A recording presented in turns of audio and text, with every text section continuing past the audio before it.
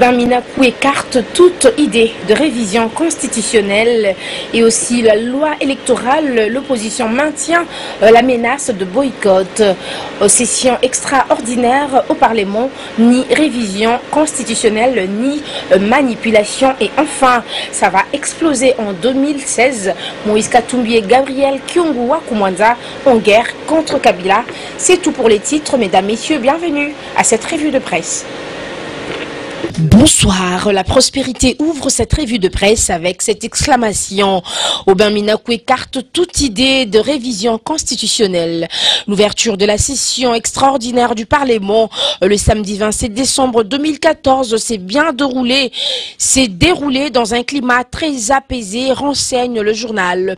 Car vu la sensibilité des matières à traiter et au regard des enjeux politiques moins rassurants qui se dessinaient à la veille de son ouverture, la dite session extraordinaire faisait peur à plusieurs compatriotes. À ce stade, le Palais du Peuple, considéré à juste titre comme les temples de la démocratie, devrait coûte que coûte jouer le rôle de sapeur-pompier en vue de contenir ou d'éteindre les humeurs des uns et des autres. Ainsi, le président de l'Assemblée nationale, l'honorable Aubin Minakou Njalanjoko, a-t-il rassuré, mis fin aux spéculations diverses. Décidément, les règles du jeu sont établies. Du 27 décembre 2014 au 27 janvier 2015, soit 30 jours durant, les honorables députés vont travailler pour épuiser l'examen de projets de loi leur soumis. Ils n'y avons travaillé pour épuiser l'examen des projets de loi leur soumis. Il n'y aura pas de révision ni de manœuvre de prolongation de nos mandats respectifs, a-t-il insisté. Fin des citations. Au journal d'ajouter, le quorum était atteint. Les honorables députés nationaux, toutes tendances confondues, ont répondu à l'appel du bureau de l'Assemblée nationale. Au total, une vingtaine de projets de loi sont inscrits à l'ordre du jour. Au cours de cette session extraordinaire, Aubin Minakou en a appelé au sens de responsabilité des élus du peuple, à la régularité et à la ponctualité. Il a eu à circonscrire la dite session en donnant la motivation partant des dispositions des articles 116 de la Constitution et 56 du règlement intérieur de l'Assemblée nationale. Il a rappelé également qu'après concertation avec les présidents du Sénat, il a eu à convoquer cette session dans le souci de permettre aux deux chambres du Parlement d'examiner certaines matières jugées urgentes.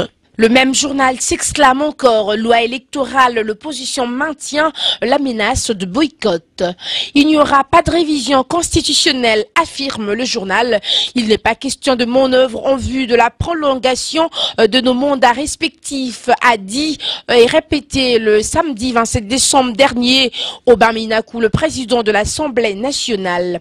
À travers les députés, il s'est voulu ainsi rassurant quant aux folles rumeurs sur les VT maintes fois déblatérées sur cette affaire de révision constitutionnelle qui, depuis plusieurs mois, n'a cessé de défrayer la chronique de l'actualité politique en RD Congo. En tout cas, le message est passé, mais de l'autre côté, les députés de l'opposition restent cependant sceptiques, tout en prenant bonne note de cette communication selon laquelle il ne sera pas question de réviser la Constitution au cours de cette session extraordinaire. Les groupes de Sami Badibanga de l'UDPS et alliés, Alexis Lenga du MLC et alliés, Jean-Marie Bamporiki de l'UNC et alliés relèvent plutôt une certaine ambiguïté dès lors que Minakou dit n'avoir aucun projet de loi électorale sur sa table, alors que dans l'ordre du jour convoquant la session extraordinaire, en son article 2.1,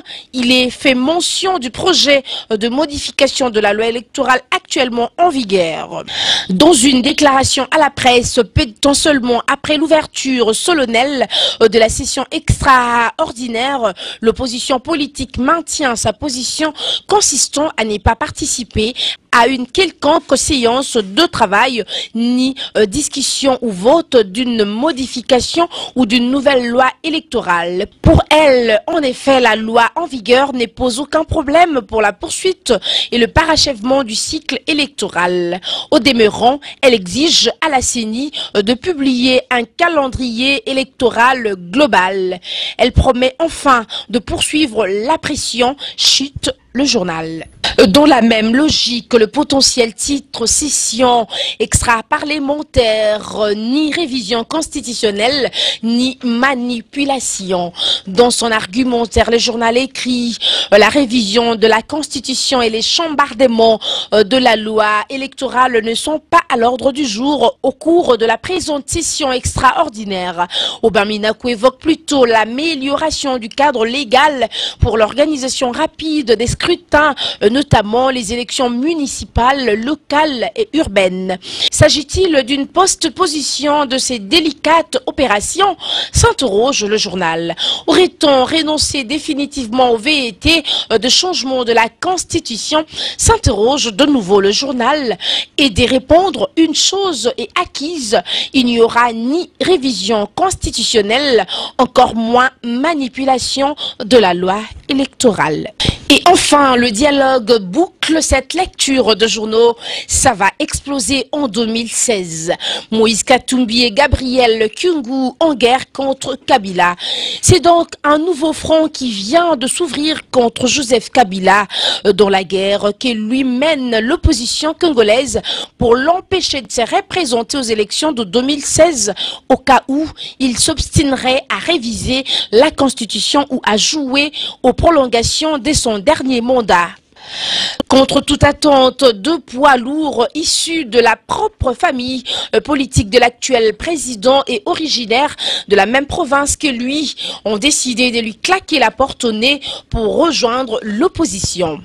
Il s'agit de Gabriel Kyungu Wakumwanza et Moïse Katumbi Chapwe, respectivement président de l'Assemblée provinciale du Katanga et gouverneur de la même province. La preuve de leur basculement dans l'opposition n'est pas à chercher loin. Elle se trouve dans les discours même qu'ils ont prononcés mardi dernier à Lubumbashi lors d'un bref meeting à l'occasion du retour au pays de Moïse Katumbi après une absence prolongée officiellement pour des raisons de santé. Un simple décryptage de la parabole du gouverneur de la province du Katanga emprunté au langage footballistique a permis de se rendre compte non seulement de la distance qu'il vient de prendre vis-à-vis du Raïs, mais également de son opposition au projet de révision constitutionnelle. Ceci lorsque le chairman du tout-puissant Mazembe fait comprendre à la foule venue l'accueillir que les supporters d'une équipe victime des 2 buts accordés frauduleusement par l'arbitre à l'équipe adverse ne devrait pas accepter un 3e but accordé dans les mêmes conditions de fraude. Il est allé encore plus loin en disant que les supporters doivent descendre sur le terrain pour protester contre cette injustice dont ils sont victimes. Comprendre qui pourra, renchérit le journal. De son côté, Gabriel Kyungu, enfonçant le couteau dans la plaie, a appelé à l'organisation des élections prochaines dans les délais constitutionnels, c'est-à-dire en 2016, s'opposant ainsi à toute idée de report. À l'entendre parler, le président de l'Assemblée provinciale du Katanga semble soutenir la candidature de Moïse Katumbi à ces élections.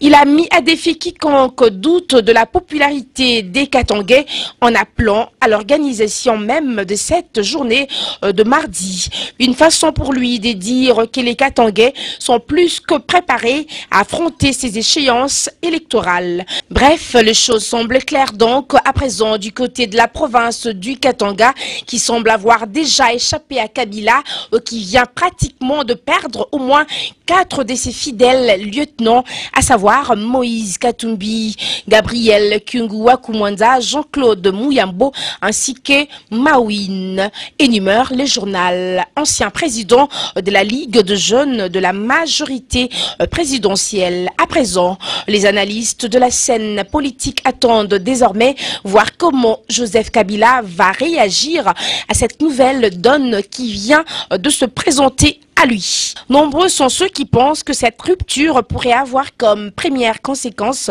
l'appel à la démission de 2 autorités katangaises si haut citées. C'est donc tout pour cette revue de presse. Mesdames, Messieurs, bonsoir. C'est par cette note que nous mettons un terme à cette revue de presse. Merci à vous de l'avoir écouté. Suivez-nous également dans locoleacongo.com et visitez notre site en faisant www.congolocolenews.com pour vous informer sur la République démocratique du Congo. On se retrouve très prochainement dans spécial dédicace fin d'année. D'ici là, portez-vous bien. Merci.